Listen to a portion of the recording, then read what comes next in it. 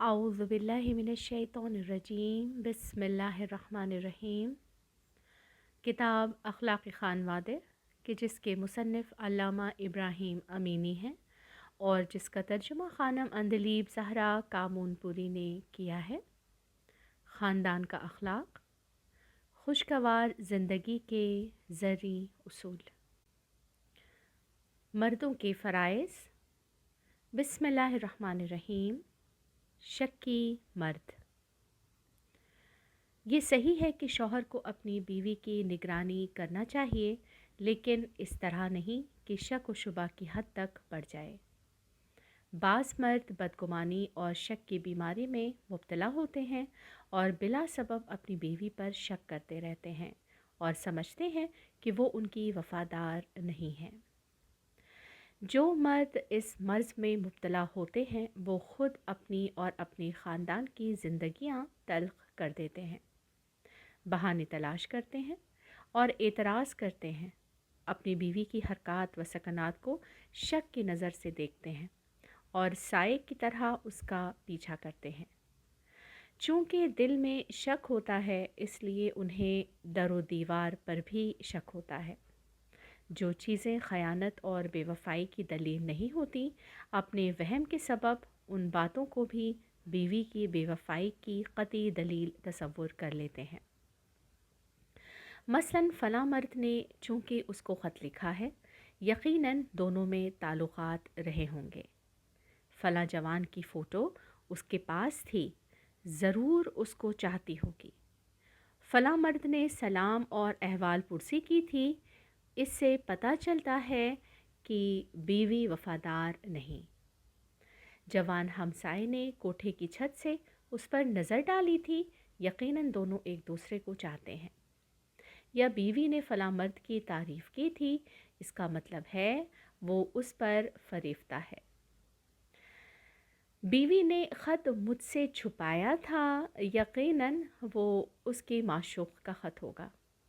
या पहले के मुकाबले में अब मुझसे कम इजहार मोहब्बत करती है, इसलिए मालूम होता है किसी और को चाहने लगी है। या मेरी बेटी की शक्ल मुझसे नहीं मिलती, इससे बीवी की ख़यानत ज़ाहिर होती है। ग़र्ज़ के शक्की मर्द इस तरह की बल्कि इससे भी मामूली बातों को ख़यानत की क़तई दलील मानकर बीवी पर शक किया करते हैं। इससे भी बदतर तो उस वक्त होता है जब उसकी माँ, बहन या कोई हमसाया दुश्मनी या जलन के सबब उसके ख़याल की ताईद कर दे। इस सूरत में बीवी का जुर्म ख़यानत उनकी नज़र में यकीनी हो जाता है। जो बदनसीब ख़ानदान शक के मर्ज़ का शिकार हो जाते हैं, उन्हें कभी सुकून व चैन नसीब नहीं होता। मर्द एक खुफिया पुलिस की मानिंद हमेशा अपनी बीवी के हर फ़ेल की निगरानी करता है और मामूली बातों पर उसे शक होता है और दायमी तौर पर परेशानी में मुब्तला रहता है। बेचारी बीवी भी हमेशा एक बेगुनाह मुजरिम की मानिंद ज़हनी अज़ियत व परेशानी में मुब्तला रहती है और सख्त पाबंदियों और कड़ी निगरानी की हालत में ज़िंदगी गुजारने पर मजबूर होती है। ऐसे ख़ानदान की बुनियादें हमेशा मुतज़लज़ल रहती हैं और हर वक्त तलाक़ का ख़तरा लाहक रहता है। शक व शुबा के नतीजे में क़त्ल व गारतगरी तक की नौबत आ जाती है। ऐसे मर्दों की काफ़ी तादाद पाई जाती है जिन्होंने अपनी बेगुनाह बीवियों को अपनी बेजा बदगुमानी के सबब कत्ल कर दिया और ख़ुद भी ख़ुदकुशी कर ली। शादीशुदा ज़िंदगी के लिए ये चीज़ निहायत ख़तरनाक है। ऐसे मौके पर मियाँ बीवी को ज़िद और हठधर्मी छोड़ देना चाहिए और नागवार हादसात के वक़ूअ में आने से क़ब्ल ही अक़्ल व तदब्बुर से काम लेकर उसका हल तलाश कर लेना चाहिए। मियाँ बीवी अगर ज़रा भी समझदारी से काम लेकर इस अज़ीम ख़तरे को जो कि उनकी ताक में है महसूस कर लें और एहतियात व आक़िबत अंदेशी के साथ इस मसले को हल करने की कोशिश कर लें, तो ये कोई ऐसा दुश्वार और नाकाबिल हल मसला नहीं है। मर्द को चाहिए कि बेजा वहम और शक व शुबह से परहेज़ करे और समझदारी से काम ले। کسی پر شک کرنا بہت اہم اور بڑی ذمہ داری کی بات ہے۔ جب تک ٹھوس ثبوت و دلائل کے ذریعے خیانت ثابت نہ ہو جائے، کسی پر تہمت نہیں لگائی جا سکتی۔ خداوند عالم قرآن مجید میں فرماتا ہے، اے لوگوں جو ایمان لائے ہو، بہت سی بدگمانیوں سے اجتناب کرو، کیونکہ بعض بدگمانیاں گناہ ہوتی ہیں۔ حضرت رسول اکرم صلی اللہ علیہ وآلہ وسلم فرماتے ہیں، جو شخص اپنی بیوی پر بلا سبب زنا کی تہمت لگائے، اس کی ساری نیکیوں کا ثواب اس سے اس طرح الگ ہو جاتا ہے جس طرح سانپ اپنی کیچلی سے باہر نکل آتا ہے، اور اس کے بدن کے ہر بال کے برابر 1000 گناہ اس کے نامہ اعمال میں لکھے جاتے ہیں۔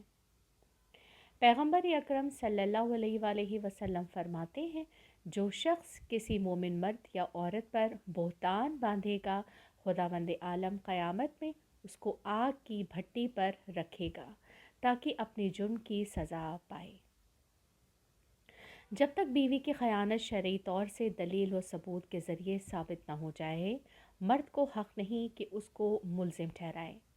بیوی پر جھوٹی تہمت لگانا اتنا عظیم گناہ ہے کہ اسلام میں اس کی سزا 80 کوڑے مقرر کی گئی ہے۔ صرف احتمال کی صورت میں یا خیالی علائم و شواہد کے سبب ایک ایسے اہم موضوع کو ثابت نہیں کیا جا سکتا۔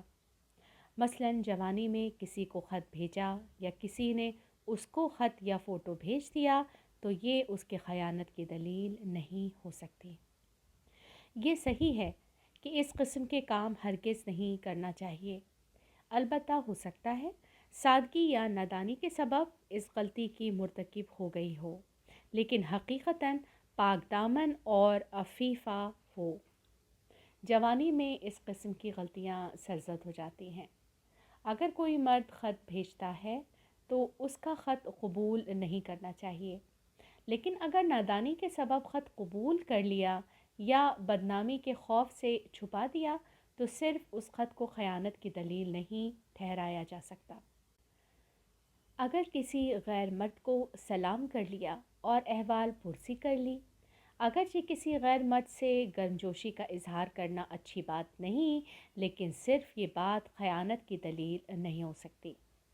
ممکن ہے اپنے خیال میں خوش اخلاقی کا مظاہرہ کرنا چاہتی ہو، یا کوئی دوسری وجہ ہو سکتی ہے۔ ممکن ہے اس کے باپ یا بھائی کے دوستوں میں سے ہو، یا کسی رشتے سے اس سے پہلے سے واقفیت رہی ہو۔ اگر کسی مرد کی تعریف کر دی تو یہ اس بات کی دلیل نہیں ہے کہ اس پر فریفتہ ہے، اگرچہ بیوی کے لیے یہ مناسب نہیں کہ اپنے شوہر کے سامنے کسی دوسرے مرد کی تعریف کرے، لیکن شاید سادگی یا عدم توجہ کے سبب ایسا کیا ہو، لیکن محض اس بات کو خیانت کی علامت نہیں سمجھا جا سکتا۔ اگر اپنے خط کو پوشیدہ رکھتی ہے یا کسی بات میں جھوٹ بولا یا غلط بیانی کرتی تو یہ چیز بھی خیانت کی دلیل نہیں۔ ممکن ہے بدنامی کے خوف سے خط چھپا دیا ہو، یا خط میں جو بات لکھی ہو اسے اپنے شوہر سے مخفی رکھنا چاہتی ہو، یا غلط بیانی کی کوئی اور وجہ بھی ہو سکتی ہے۔ اگر پہلے کی یہ نسبت کم اظہار محبت کرتی ہے تو یہ اس بات کی دلیل نہیں کہ اس نے کسی دوسرے سے دل لگا لیا ہے۔ اس کی دوسری وجوہات ہو سکتی ہیں، کسی بات پر ناراض یا غصہ ہو، بیمار ہو، شوہر کی بے توجہی اور عدم اظہار محبت کے سبب دل برداشتہ ہو گئی ہو۔ بہرحال اس قسم کی باتوں کو خیانت کی علامت ہرگز نہیں کہا جا سکتا۔ مختصر یہ کہ جو باتیں شک کا باعث بنتی ہیں، اگر نیک نیتی سے ان پر غور کیا جائے تو وہ اصل میں نہایت معمولی معلوم ہوں گی۔ برادر عزیز، خدا کے لیے بدظنی اور شک و وسواس چھوڑ دیجیے۔ ایک عادل قاضی کے مانند اپنی بیوی کی خیانت کے شواہد و دلائل کا نہایت توجہ اور انصاف کے ساتھ جائزہ لیجیے، اور خوب سوچ سمجھ کر ان دلائل کو پرکھیے اور دیکھیے کہ کیا آپ کا شک واقعی درست ہے یا صرف بدگمانی ہے۔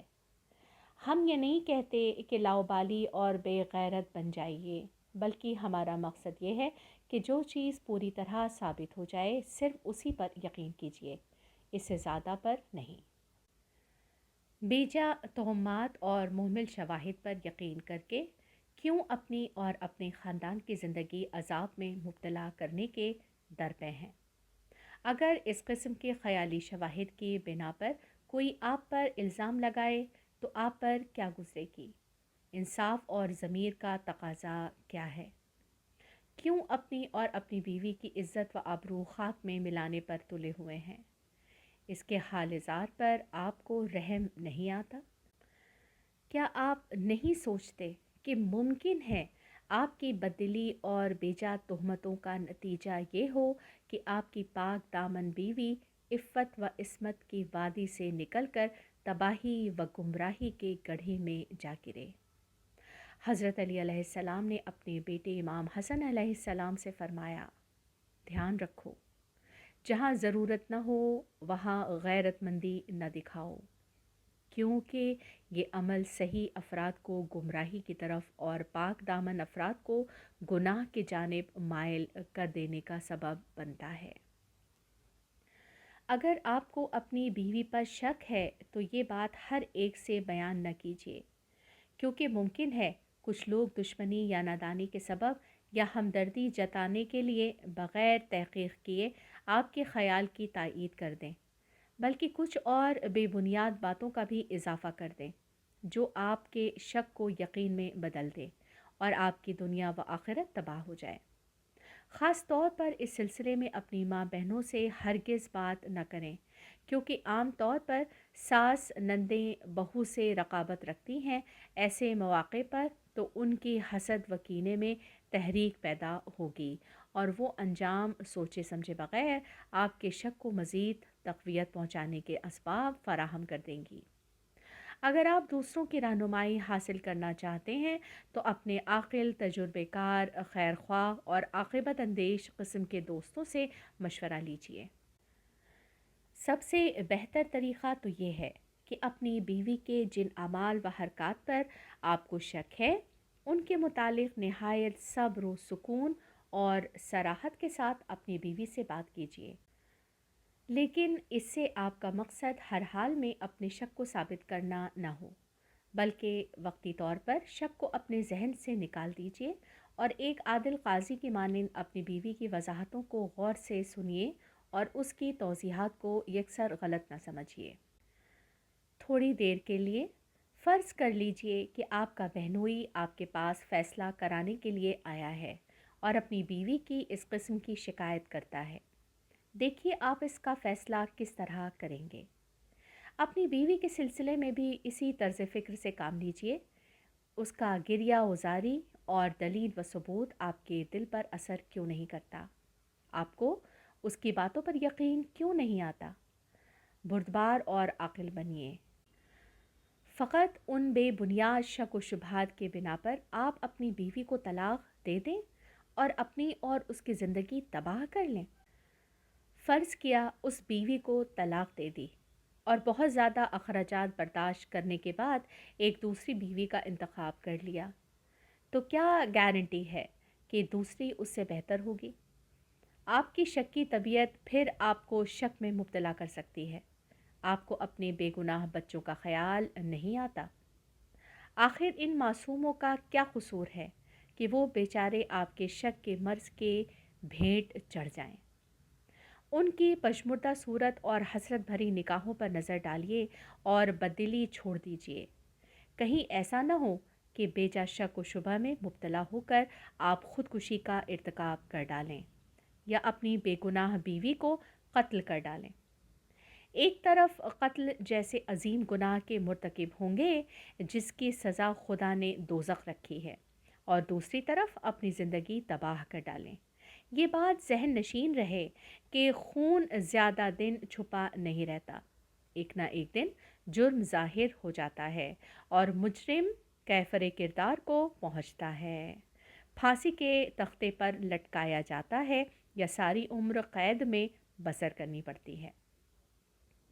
मुजरिमीन के आदात व शुमार पर नज़र डालिए, जिनमें कुछ की ख़बरें तो अखबार व रसाइल में भी शाया होती रहती हैं, تاکہ اس قسم کے جرم کے نتائج آپ پر روشن ہوں۔ اس قسم کی شکی مردوں کی بیویوں پر بھی بہت بھاری ذمہ داری عائد ہوتی ہے۔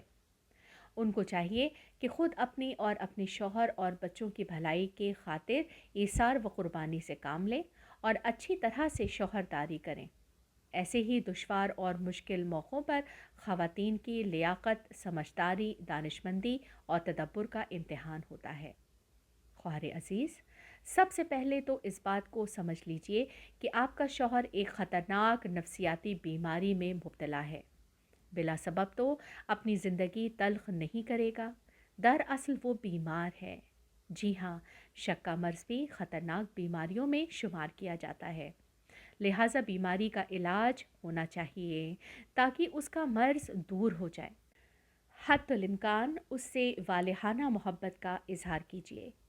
اس قدر اپنی محبت و لگاؤ کا اظہار کیجیے کہ اس کو یقین آ جائے کہ آپ کے دل میں اس کے علاوہ اور کسی کی جگہ نہیں ہو سکتی۔ اگر اعتراضات کرے، بہانہ بازیاں کرے تو صبر کیجیے۔ اس کے غصے اور بدمزاجی کے مقابلے میں بردباری سے کام لیجیے۔ اس کی سختیوں کو برداشت کیجیے۔ آؤ فریاد نہ کیجیے، لڑائی جھگڑا نہ کیجیے، اس کی باتوں کے مقابلے میں ہٹ دھرمی نہ کیجیے۔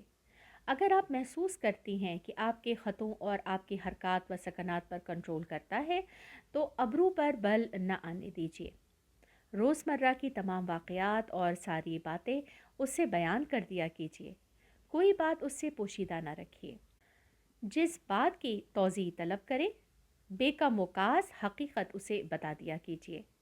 جھوٹ بولنے اور کوئی بات چھپانے سے پوری طرح اجتناب کیجیے، کیونکہ اگر ایک مرتبہ آپ کا جھوٹ اس پر کھل گیا تو وہ آپ کے جرم کے سند اور قطعی ثبوت مان لیا جائے گا، اور پھر اس کے شک کو دور کرنا بے حد مشکل ہو جائے گا۔ اگر کہے کہ فلاں شخص سے نہ ملو، فلاں کام انجام نہ دو، تو بغیر چوں و چراں مان لیجیے اور ضد یا بحث نہ کیجیے، ورنہ اس کی بدگمانی بڑھ جائے گی۔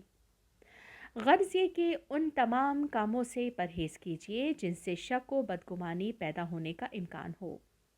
حضرت علی علیہ السلام فرماتے ہیں، اگر کوئی شخص اپنے آپ کو مشکوک حالت سے دوچار کرے تو اس پر شک و شبہ کرنے والوں کو ملامت نہیں کرنا چاہیے۔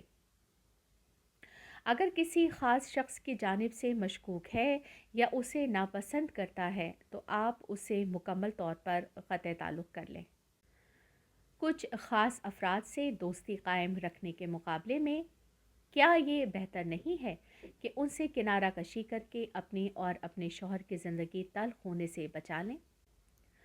اپنے دل میں یہ نہ سوچئے کہ کیا میں اپنے شوہر کی زر خرید لونڈی ہوں یا نوکر ہوں کہ اس قدر سختیاں اور پابندیاں برداشت کروں۔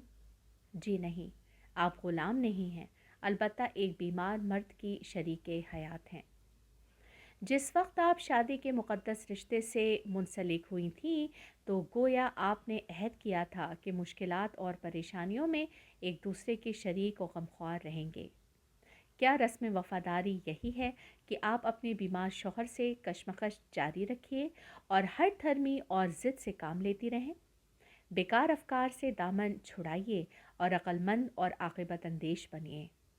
یقین مانیے، اپنے شوہر اور خاندان کی خاطر آپ کا ضبط و تحمل اور ایثار و فداکاری بے حد اہم اور لائق ستائش ہے۔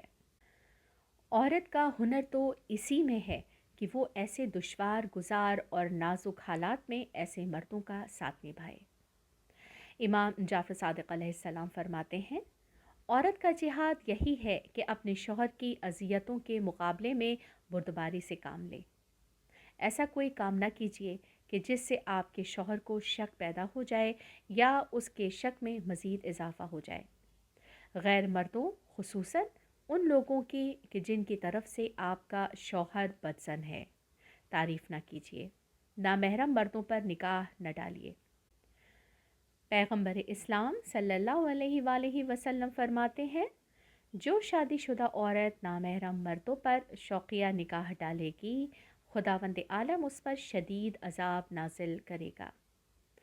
غیر مردوں سے ربط ضبط نہ رکھیے اور ان سے بات چیت نہ کیجیے۔ اپنے شوہر کی اجازت کے بغیر ان کے گھر نہ جائیے۔ کسی غیر مرد کی کار میں لفٹ نہ لیجیے۔ آپ کا باعصمت اور پاک دامن ہونا ہی کافی نہیں ہے، بلکہ ان تمام امور سے مکمل طور پر دور رہنا بھی ضروری ہے جن سے شک و شبہ پیدا ہونے کا امکان ہو۔ ممکن ہے غفلت یا سادگی میں آپ سے کوئی ایسا معمولی سا فعل سرزد ہو جائے جو آپ کے شوہر کو بدگمان کر دے۔ ذیل کے واقعے پر توجہ فرمائیے۔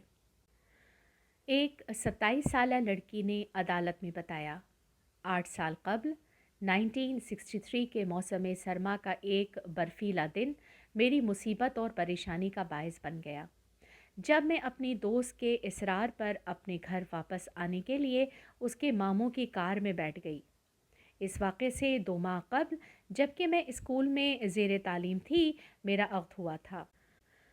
واقعہ یوں ہے کہ ایک دن اپنے نوٹس تیار کرنے کے لیے اپنی ایک ہم جماعت کے گھر گئی تھی۔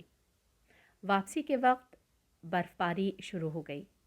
میری دوست نے مجھ سے کہا کہ میرا ماموں تمہیں اپنی کار سے گھر پہنچا دے گا۔ اتفاق سے جب میں گھر کے نزدیک پہنچی تو گلی کے سرے پر میرا شوہر کھڑا ہوا تھا۔ اسے دیکھ کر مجھے خوف محسوس ہوا اور میں نے اپنی دوست کے ماموں سے کہا کہ مجھے یہیں اتار کر جلدی سے واپس چلا جائے۔ وہ بھی ایک مجرم کی مانند فوراً فرار ہو گیا اور یہی امر میرے شوہر کی بدگمانی میں اضافے کا سبب بنا۔ بعد میں جب اس نے اعتراض کیا تو میں نے ڈر کر سرے سے انکار ہی کر دیا اور اس بات سے میرے شوہر کو اس حد تک میری طرف سے بدگمان کر دیا کہ بعد میں میری دوست اور اس کے گھر والوں کی گواہی بھی اس کو مطمئن اور آسودہ خاطر نہ کر سکی اور اس کا شک دور نہ ہوا۔ اس کے بعد سے میرا شوہر نہ تو مجھے ساتھ رکھنے پر راضی ہوتا ہے اور نہ ہی طلاق دیتا ہے۔ اس واقعے کو 8 سال ہو رہے ہیں اور میں اسی طرح زندگی گزار رہی ہوں۔ قارئین کرام کی نظر میں اس داستان میں اصل قصوروار کون ہے؟ میری نظر میں تو اصل قصور بیوی کا ہے جس نے اپنی ناسمجھی اور نادانی کے سبب خود اپنے اور اپنے شوہر کے لیے مصیبت کھڑی کر دی۔ پہلا غلط کام تو یہ کیا کہ ایک غیر مرد کی کار میں سوار ہو گئی۔ فرض کیجئے شوہر نے نہ بھی دیکھا ہو، تب بھی اصولی طور پر ایک غیر مرد کی کار میں عورت کا بیٹھنا ہی ایک بہت غلط اور خطرناک کام ہے۔ دوسرا، چلیے مان لیجئے ناسمجھی کے سبب غیر مرد کی کار میں بیٹھ گئی تھی، لیکن جب شوہر کو گلی کے سرے پر کھڑے دیکھا تو چاہیے تھا کہ اسی وقت اس شخص سے کار روکنے کو کہتی اور کار سے اتر کر شوہر کے ساتھ گھر جاتی اور ساری بات اسے بتا دیتی۔ تیسرا، بہت بڑی غلطی یہ کی کہ اس شخص کو بھاگ جانے کو کہا۔ چوتھی غلطی یہ کی کہ بعد میں تمام واقعے سے سرے سے انکار کر دیا، حالانکہ ان سب باتوں کے بعد بھی موقع تھا کہ جب شوہر نے پوچھا تھا تو بے کم و کاست ساری بات بیان کر دیتی اور اپنی غلطی کا اعتراف کرتی کہ نہ سمجھی یا مروت کے سبب یہ نامناسب کام انجام دیا۔ البتہ اس سلسلے میں مرد بھی بے قصور نہیں ہے۔ محض اس واقعے کو خیانت کی قطعی دلیل نہیں سمجھ لینا چاہیے تھا۔ اس کو اس امکانی صورتحال پر توجہ دینی چاہیے تھی کہ اس کی بیوی غفلت، ناتجربے کاری یا ناسمجھی کے سبب اس غلطی کی مرتکب ہوئی ہے اور بعد میں الزام کے ڈر سے اس نے اس شخص کو بھاگ جانے کی ہدایت کی اور اس سبب سے اصل واقعے سے انکار کر رہی ہے۔ دانشمندی کا تقاضا تو یہ تھا کہ نہایت انصاف اور غیر جانبداری کے ساتھ اس واقعے کی پوری تحقیق اور چھان بین کرتا اور ہر طرف سے اطمینان حاصل کرنے کے بعد اس غلطی کو معاف کر دیتا اور اس پر زیادہ سختی نہ کرتا۔ خدا حافظ، السلام علیکم اور التماس دعا۔